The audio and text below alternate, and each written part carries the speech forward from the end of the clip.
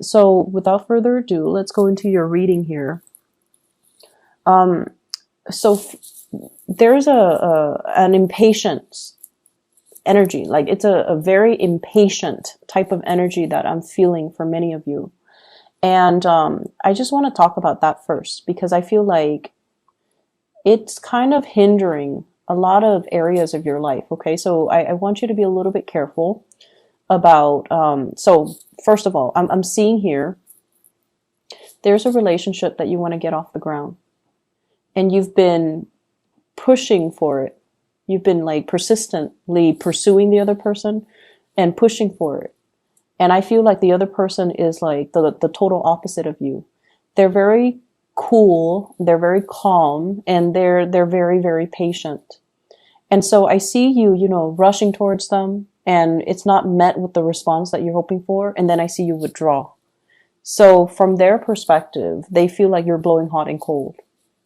Okay? So they feel like they know that you have the hots for them. Like they know that you're interested in them, that you're attracted to them. They can feel it. But then you push too hard and they don't really know how to respond. And then when it's met with, you know, that lack of response that you're hoping for, then you're just like, oh, never mind. You're not interested in me. I'm going to, you know, take my love and go elsewhere. And then you turn around and you go off in a different direction. So they are very thoroughly confused by you. They're very confused. And so I feel like, you know, rather than pushing so far ahead, you kind of have to do a little bit more observing. Because I feel like you're dealing with someone whose love language just doesn't really match up with yours. And I feel so horrible just saying that because, you know, that word, love language, what is that? It doesn't register in the Sagittarius psyche, okay?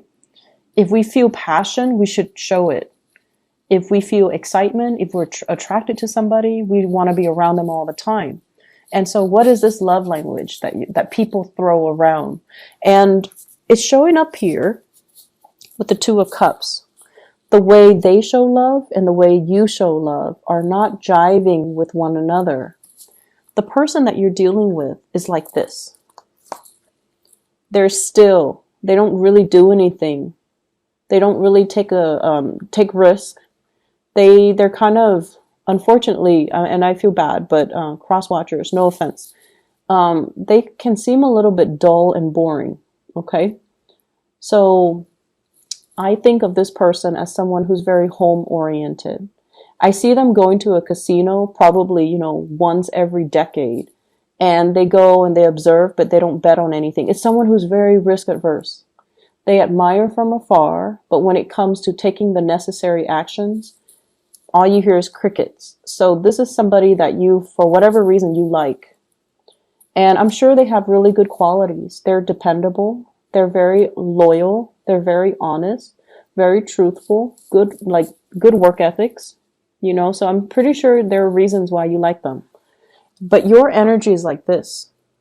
This is someone who takes risks, who's very adventurous, who's very no nonsense. You wear your heart on your sleeves, and when you like somebody, you will make your intentions known.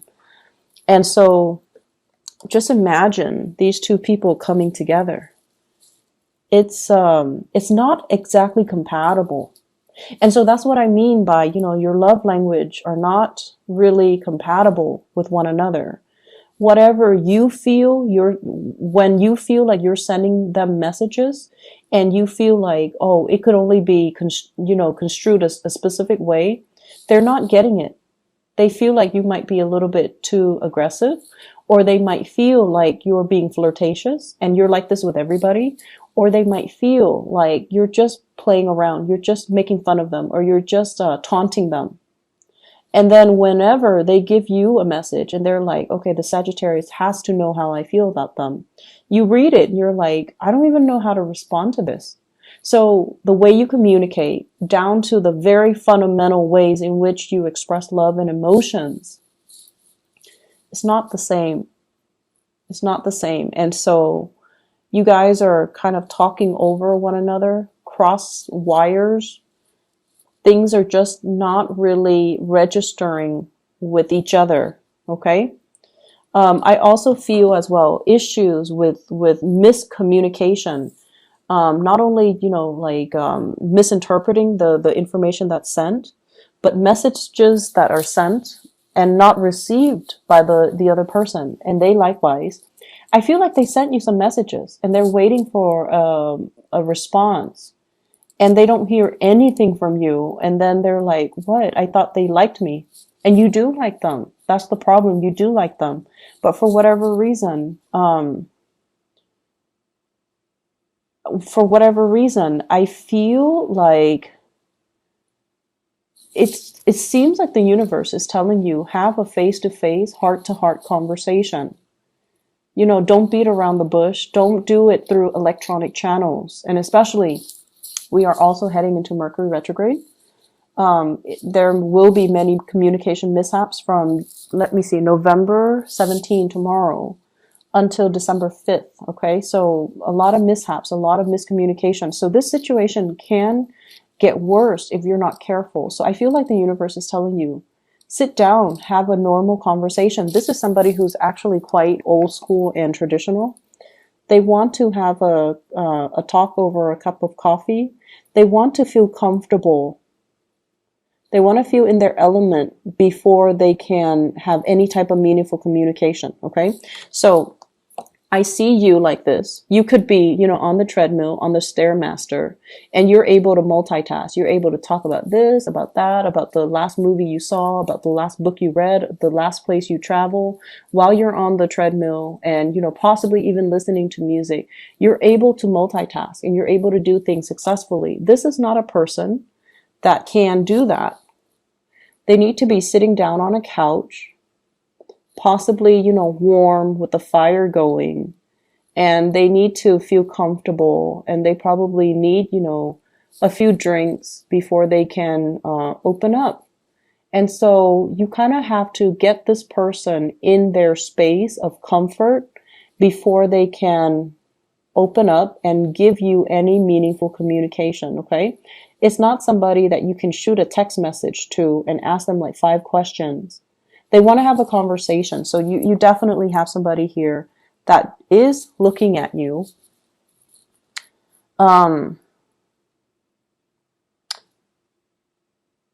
Yeah, I feel like there's interest. Okay. There's a lot of interest.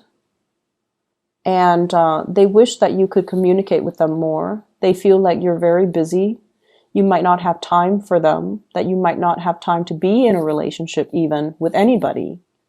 And so you have to tone down with the impatience. You have to appear a little bit more grounded. Okay. Walk a little bit slower. I don't know why. Walk a little slower, especially for those of you with Mars in Sagittarius. You're always on the go. You're fast. You have really, really short, quick strides. You do things with a purpose. And when you walk, you have a destination. Okay. You don't randomly stop and chit chat. You don't meander. You don't really get sidetracked from where you're supposed to go or what you're supposed to do. It's like a one-track mind. And so the other person feels like you're constantly moving here and there, and they're not really sure if you even have time to be in a relationship with anybody, let alone them.